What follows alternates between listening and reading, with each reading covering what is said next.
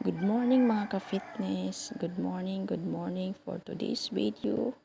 Sabayan niyo po ako mag-exercise pampaliit ng baywang or lose your weight and improve to your body. Kaya lagi po tayong mag-exercise bilang isang ina na lagi po tayo sa bahay. Kailangan po, hindi ibig sabihin ay nag-exercise po tayo para sumeksi, kundi po ay maging fitness po tayo or naging healthy ang ating katawan.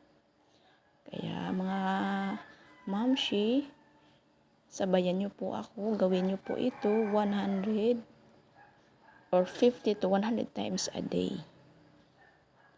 Pwede naman po 2-3 times a week. Kung syempre hindi naman po natin maiwasan na busy po tayo at lagi po tayong at hindi po laging araw-araw kasi ma-over fatigue po tayo.